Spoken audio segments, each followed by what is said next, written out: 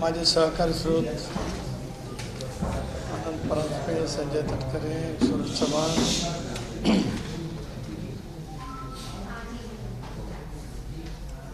आपण सर्व पत्रकार मित्र, हे संग्राम कोटे आहेत, विद्यार्थी संघटनेचे अध्यक्ष आहेत, वाहिन्यांचे प्रतिनिधी, सहकारी मित्रांनो, सुरुवातीलाच नवीन वर्षाच्या आपल्या सर्वांनाच मनपूर्वक हार्दिक शुभेच्छा। आज सकाळी एक संयुक्त पत्रकार परिषद, तुम्ही दरवाजा लावून घ्या ना, कोण आहे तिथे?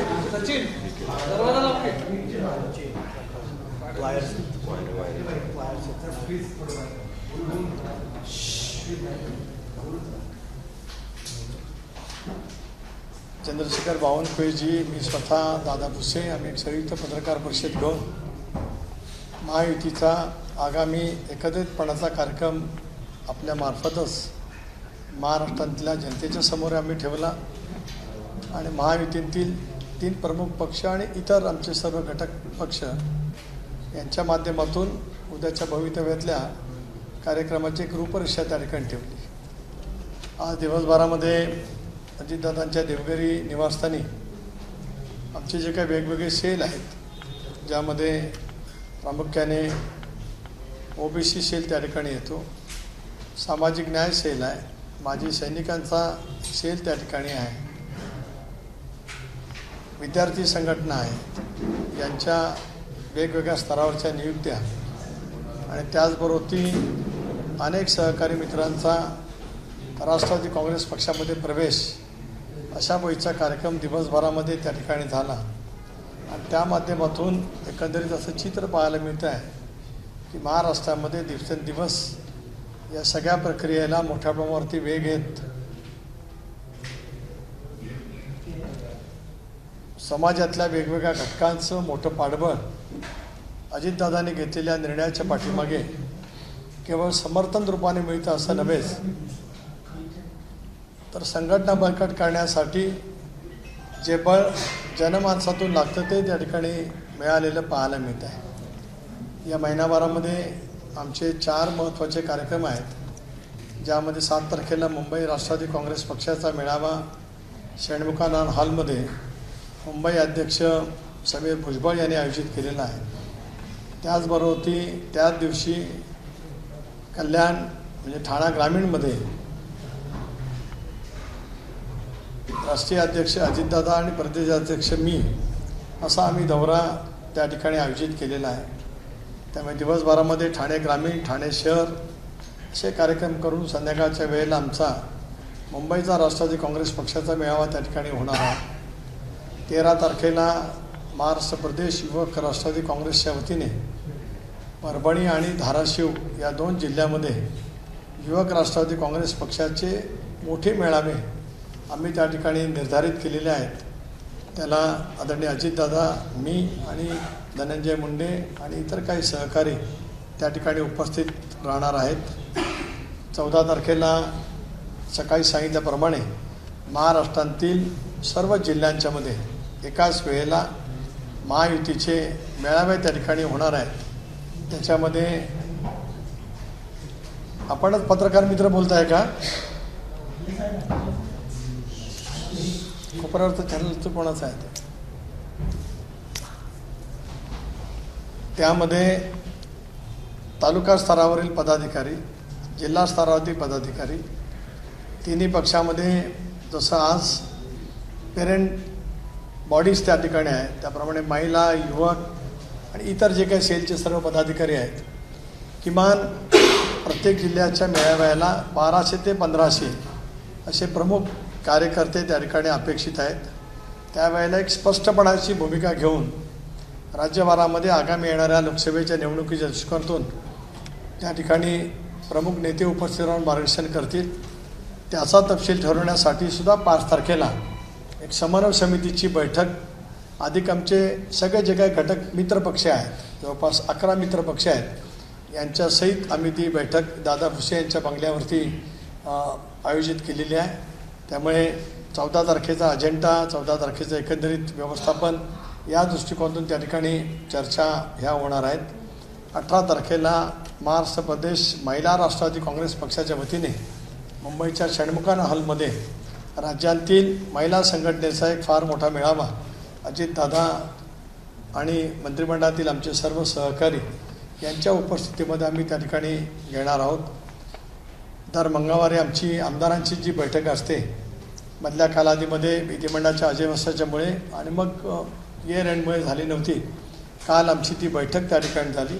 बहुतांश आमदार त्या ठिकाणी उपस्थित होते आणि आम्ही हेही नक्की त्या ठिकाणी केलेलं आहे की जानेवारी महिन्यामध्ये आणि फेब्रुवारी महिन्याच्या तिसऱ्या आठवड्यापर्यंत आमच्या विधानसभा मतदारसंघातील आमदारांच्या मतदारसंघात अजितदादा आणि मी आणि आमचे इतर महत्त्वाचे नेते यांचे संयुक्त दौरे आयोजित करण्याचं सुद्धा आम्ही त्या ठिकाणी निर्धारित केलेलं आहे. हे करत असतानाच महायुतीचे 6 मेळावे मुंबई, पुणे, नाशिक, छत्रपती संभाजीनगर, अमरावती आणि नागपूर हे जे काही 6 महसुली विभाग आहेत त्यामध्ये सुद्धा जे काय माननीय मुख्यमंत्री आणि दोन्ही उपमुख्यमंत्री यांच्याजवळ चर्चा करून आम्ही निश्चित केलेले आहेत ते सुद्धा फेब्रुवारीच्या तिसऱ्या आठवड्यापर्यंत 6 मोठे मेळावे त्या ठिकाणी घेतले जाणार आहेत. आणि त्याच्यानंतर मग मार्च महिन्याच्या आसपास, कारण 14 आणि 19चं जे माहिती आहे ते, कारण मी स्वतः दोन्ही वेळेला निवडणुका लढवल्या असल्यामुळे त्याच्या आसपासच त्यावेळेला लोकसभेच्या निवडणुका घोषित होत असतात. 5 वर्षे त्यावेळेला जवळपास पूर्ण होत असतात. संबंध देशभरामध्ये 7 टप्प्यामध्ये त्या निवडणुका होत असल्यामुळे जवळपास त्यावेळेला त्या निवडणुका घोषित होत असतात आणि त्याच्या अनुषंगाने मग पुढचे कार्यक्रम त्या ठिकाणी हे घेतले जातील. जागा वाटपाच्या संदर्भात सकाळी बावनकुळेजींनी सांगितल्याप्रमाणे कदाचित हे 14 तारखेचे आमचे मेळावे संपल्याच्या नंतर राज्यातील तिन्ही पक्षाचे प्रमुख नेते आणि मग घटक पक्ष यांच्या समेत त्या संदर्भातली चर्चा त्या ठिकाणी सुरू होऊ शकते आहे. परंतु आज एकंदरीत विविध सेलच्या नियुक्तीच्या निमित्ताने जे एकंदरीत कार्यकर्त्यांचा उत्साह त्या ठिकाणी पाहायला मिळाला, मला सांगायला नक्कीच आनंद वाटतो, अभिमान वाटतो की 30 आणि 1 कर्जतला आम्ही जे काही वैचारिक शिबिर मंथन त्या ठिकाणी घेतलं, एक पक्षाची स्पष्टपणाची भूमिका आम्ही महाराष्ट्रातल्या जनतेच्या समोर मांडली. त्याच्यामध्ये राष्ट्रीय अध्यक्ष म्हणून अजितदादा असतील, कार्याध्यक्ष म्हणून प्रफुल्ल पटेलजी असतील, प्रदेशाध्यक्ष म्हणून मी त्या ठिकाणी काही स्पष्टपणाची भूमिका मांडली. राष्ट्रीय कार्यकारिणीच्या विस्तारित बैठकीमध्ये सुद्धा आम्ही आमचा आगामी येणारा संबंध कालखंडातला अजेंडा त्या ठिकाणी सेट केला. महाराष्ट्रामध्ये अजून मोठ्या प्रमाणावरती पाठबळ त्या ठिकाणी वाढलेलं पाहायला मिळतं आहे. म्हणून पुढच्या जानेवारी महिन्यातला संघटनेच्या माध्यमातून असलेला एक नियोजित कार्यक्रम आज आपल्यामार्फत त्या ठिकाणी ठेवण्याचा मी प्रयत्न केलेला आहे. आपल्याला काय विचार असेल तर आपण विचारावं अशी आपल्याला विनंती आहे. अनेक आमदारांनी काल बैठकीमध्ये नाराजी व्यक्त केलेली आहे. कुठेतरी काम करताना तिन्ही पक्षांमध्ये समन्वयाचा अभाव जाणवतो. नाही, आमदारांनी नाराजी काही व्यक्त केली नाही. आमदारांच्या समोर आम्ही 14 तारखेचा कार्यक्रम त्या ठिकाणी ठेवला आणि राज्यभरातल्या तिन्ही पक्षाच्या बैठकीला तिन्ही पक्षाचे आमदार, खासदार, राज्यसभा, विधान परिषद सदस्य हे उपस्थित राहणार आहे. जयंत पाटलांनी अमोल कोल्हेंच्या बाबतीत एक विधान केले की अमोल कोल्हेंनी शिवरायांचा इतिहास हा घराघरात पोहोचवला, मात्र त्यांना पाडण्याची भाषा केली जाते, पक्ष त्यांच्या मागे आहे असं पद्धतीचा एक तुला त्यांनी अजित पवारांना लगावे. असं आहे की राजकीयदृष्ट्या ज्या वेळेला एखाद्या निवडणुकीची उमेदवारी होत असते त्यावेळेला कोणी काय एखाद्या वाहिनीच्या मार्फत किंवा एखाद्या मालिकेच्या मार्फत भूमिका जनतेपर्यंत पोचवली हा विषय त्याच्याशी निगडीत येत नाही. अमोल कोल्हेने छत्रपती शिवाजी महाराजांची, छत्रपती संभाजी महाराजांची भूमिका महाराष्ट्रामध्ये एका वेगवेगळ्या मालिकेच्या मार्फत नेली याच्याबद्दल कोणाच्या मनात दुमत असं काही कारण नाही. पण राजकीय प्लॅटफॉर्मवरती ज्या वेळेला आम्ही एकत्रित एखाद्या वेळेला लढायला येऊ तो वैचारिक लढा आहे आणि त्या वैचारिक लढाईमध्ये उद्या जर काय अमोल कोल्हे त्या ठिकाणी महायुतीच्या समोर महाविकास आघाडीचे म्हणून उमेदवार असले तर त्यांच्या संदर्भामधली राजकीय भूमिका काय असेल ते अजितदादांनी त्या ठिकाणी स्पष्ट केले. मला असं वाटतं याला वेगळा भावनिक रंग देणं याचा अर्थ वैचारिकदृष्ट्या ते पराभूत झालेत असं कबुली देणं आहे असं मी स्पष्टपणे त्या ठिकाणी मानतो आहे. साधारणतः किती जागा लढवणार? नाही, मी सांगितलं ना की ज्या दिवशी आम्ही चर्चेला बसू त्यावेळेला आम्ही जागांच्या बाबतीमध्ये जरूर त्या ठिकाणी चर्चा करू. आज आमचं उद्दिष्ट 45+ आहे. त्याच्यामुळे जागा वाटपामध्ये कुठल्याही पैसा संदेह संभ्रम न राहता तोपर्यंत प्रत्येकाची मागणी त्या ठिकाणी राहील. ज्या वेळेला आम्ही बसू त्यावेळेला आम्ही ती मांडू. राष्ट्रवादी काँग्रेसनं शिबिर आयोजित केलेलं आहे. 2019ला जेव्हा अजितदादा बाहेर पडून देवेंद्र फडणवीस यांची शपथ घेतली, दुसऱ्या वेळेस अजित पवार यांना उपमुख्यमंत्री करणं ही शरद पवार यांची सगळ्यात मोठी चूक होती असं ते बोलले. कसं बोलतं त्यांचे आरोप? एक असं आहे की एकतर अवाढ बेदखल झालेले नेते आहेत. 2019 सालामध्ये अजितदादांना उपमुख्यमंत्री केलं गेलं नसतं तर ते सरकार टिकलं नसतंच दावा करतो मी. आणि कदाचित सर्वोच्च न्यायालयाचा निकाल हेड काउंटनी त्या दिवशी सभागृहामध्ये बहुमत स्पष्ट करण्यासाठी झाला नसता आणि तो सिक्रेट बॅलेटली झाला असता तर कदाचित पहिल्या दिवशीसुद्धा सरकार पडू शकलं असतं. त्यामुळे दावा आव्हाडांचा हा निकालास खोटा आहे.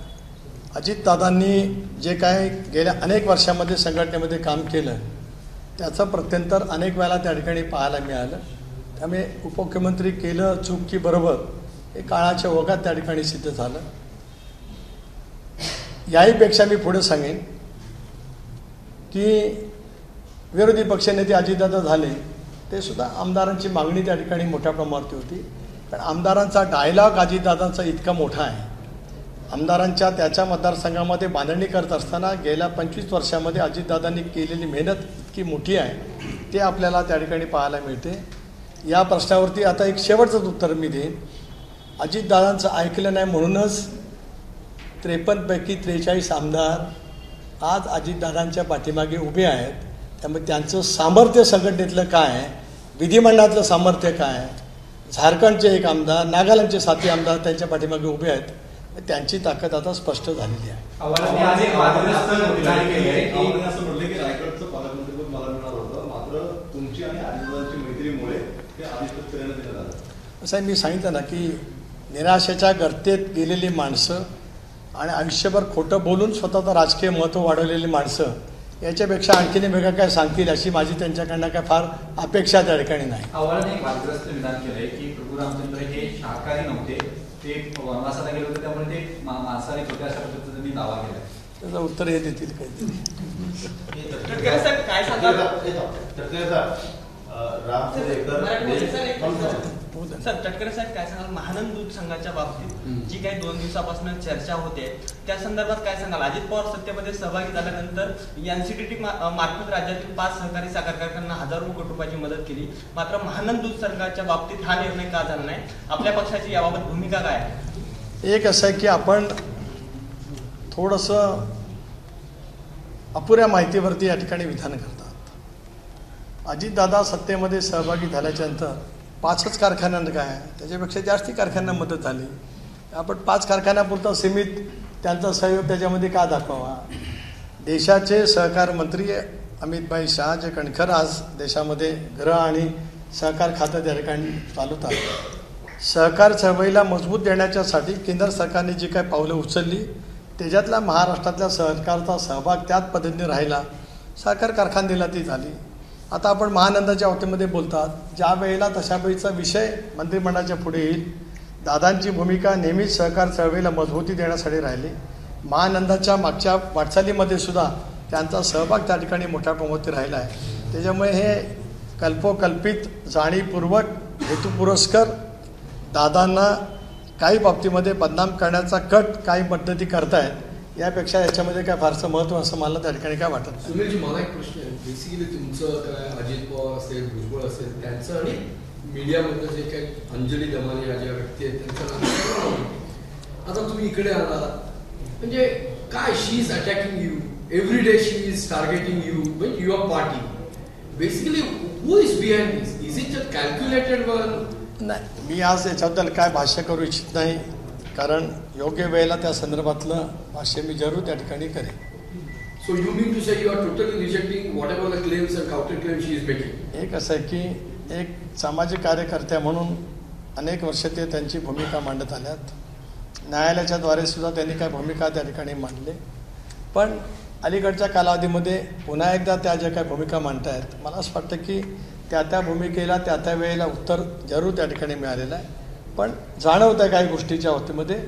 आज या विषयावरती मी काय बोलणार नाही. पण उद्यापासून तुमची बेसिकली 2 राष्ट्रवादी जे आता आहे त्या संदर्भात काही आर्ग्युमेंट्स चालू होणार आहे स्पीकरकडे, तर बेसिकली काय हाऊ प्लॅन आउट दिस, हे असं चालू राहणार काय म्हणजे हिअरिंग होईल परत ते पोस्टपोन होईल? एक असं आहे की सर्वोच्च न्यायालयाने 31 जानेवारीपर्यंत या संदर्भातला निकाल द्यावा असे निर्देश दिलेले आहेत. हा निर्देश ज्या वेळेला झाले त्यावेळेला सुनावणीला मी सुद्धा सर्वोच्च न्यायालयामध्ये उपस्थित होतो. त्यामुळे स्वाभाविकच आहे की 31 जानेवारीपर्यंत या संदर्भातली सुनावणी पूर्ण करून माननीय विधानसभा अध्यक्षांना त्या ठिकाणी निर्णय द्यावा लागेल. मी ठामपणाने सांगतोय की या संदर्भात नोटीस आले, त्यामुळे सलगपणाने किंवा ज्या ज्या वेळेला सुनावणी होतील त्याला राष्ट्रवादी काँग्रेस पक्षाच्या विधानसभा सदस्यांची भूमिका योग्य पद्धतीने त्या ठिकाणी मांडली जाईल. कारण या ठिकाणचं मेरिट किंवा ही केस पूर्णपणाने वेगळी आहे. इथे काय कुठला म्हणजे आज आता समजा मी असं म्हटलं तर लगेच कोणतरी म्हणेल की अदृश्य शक्ती काहीतरी करते आहे, नाहीतर मेरिट तर मला आत्ताही सांगता येईल. इथे काय कुठे व्हीप बजावला गेला नाही, इथे तशा पद्धतीची काय कुठली गोष्ट घडलेली नाही, त्याच्यामुळे मेरिट तर स्वच्छ आहे. पण पुन्हा ते बोलायला गेलं की पुन्हा सांगितलं जाईल की दिल्लीतली अदृश्य शक्ती मदत करते आहे वगैरे वगैरे. कारण ज्या वेळेला काय आहे हे कळण्यात सगळेजण शून्य आहेत. प्रत्येकाला कायदेशीर बाजू कळते आहे, पण आपली कायदेशीर बाजू लंगडी आहे असं ज्याला लक्षामध्ये येतं त्यावेळेला सबब कारणं शोधली जातात आणि मग त्याच्यातून वेगवेगळ्या पैकी टीका टिप्पणी त्या ठिकाणी होते आहे. या सुनावणीला ताठ मानेने कायद्याच्या आधारेत आम्ही सामोरे जाणार आहोत आणि आम्हाला विश्वास आहे की घटना, पक्षाची घटना, ते शेड्यूल या सगळ्या गोष्टी जशी इतरांना पाठ आहेत तशी आम्हाला सुद्धा त्या ठिकाणी पाठ आहेत. मला विश्वास आहे की या सुनावणीमधून आमची भूमिका आम्हाला त्या ठिकाणी मांडता येईल. पीएपी घोटाळ्याच्या बाबतीत किरीट सोमय्या यांनी आज शरद पवारांच्या परिवारावरती आरोप केलेले आहेत. प्रतापराव पवार यांची चोरडिया बिल्डर यांच्यासोबत करार आहेत अशा पद्धतीचा त्यांनी आरोप केलेला आहे. मला माहीत नाही विषय. शिर्डीमध्ये जी काही आज शिबिर होतं त्या शिबिराला रोहित पवार हे गैरहजर होते, कसं पाहता? त्याच्याबद्दल ते सांगतील आता. कारण ते काय झालं आहे की त्यांनी आता मधल्या कालावधीमध्ये एक संघर्ष यात्रा, पदयात्रा संबंध महाराष्ट्रामध्ये काढली.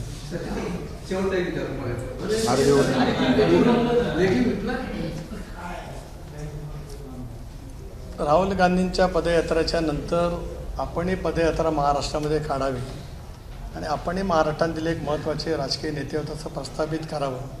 या कारणासाठी काढलेल्या संघर्ष यात्रेला राहुल गांधींच्या पदयात्रेच्या पेक्षा कितीतरी अधिकपट अभूतपूर्व प्रतिसाद मिळाला असल्यामुळे कदाचित ते विश्रांतीला गेले असतील. म्हणून कदाचित त्यांनी कालचं किंवा आजचं उद्याचं जे महत्त्वाचं शिबिर आहे त्यापासून ते कदाचित बाजूला घेतले असतील. कारण त्यांना जाणवलं असेल की या संबंध संघर्ष यात्रेमध्ये अभूतपूर्व प्रतिसाद मिळाल्यामुळे शिबिरापेक्षा ऐतिहासिक कामगिरी त्यांच्या हातून घडलेली असल्यामुळे पक्ष संघटनेकडे आज लक्ष देण्याची कदाचित त्यांना गरज भासली नसेल असं वाटतं. यापेक्षा वेगळं काही नाही.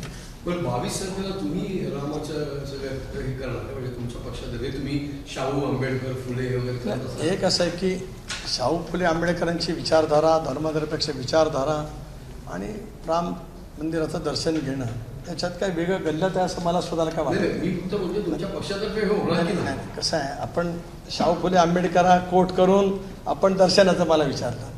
पण मी सांगतो की त्याचा आणि याच्याशी कुठे काय फारकत येऊ शकते, काही नाही ना. आम्ही सगळेजण आस्तिकी आहोत. श्रद्धाही आमच्याकडे अंधश्रद्धा नाही, श्रद्धाही आहे. प्रत्येकाची श्रद्धा असतेच ना. काहीतरी पंढरीच्या विठ्ठलाचं दर्शन घेण्यासाठी आपण सगळेजण जातोच. सगळेजण स्वतःला धर्मनिरपेक्ष विचाराचे म्हणणारे सुद्धा नेते अनेक वेळेला त्या ठिकाणी जातात. मग त्यावेळेला कुठे शाहू फुले आंबेडकरांच्या विचाराची फारकत घेतलं असं म्हटलं जातं. तर उद्या राम मंदिराच्या निमित्ताने दर्शन घेण्यासाठी कोण गेलं म्हणजे मूळ विचाराशी कुठं फारकत झाली असं मांडण्याचं काही कारण असं मला स्वतःला काय त्या ठिकाणी वाटत नाही.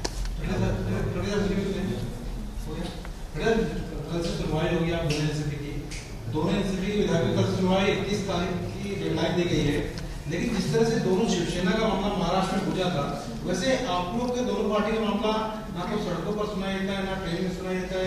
मतलब क्या बात है, ऐसी लड़ने लग रही तो इसमें आप लोग एक साथ हेड ऑफिस का ही मतलब सामने आ रहा है. देखिए, आपने जो कुछ यहाँ पे वक्त किया है, शुभकामनाएं दी हैं ऐसे मुझे लगता है. हमने तो तय किया है, जब हमने कर्जत का चिंतन शिविर लिया था, हमारी ideology, line of action for the further political जो कुछ करने वाले हैं, जिस रास्ते से हम जाने वाले हैं, हमने साफ साफ निर्णय लिया है एनडीए में शामिल होने का।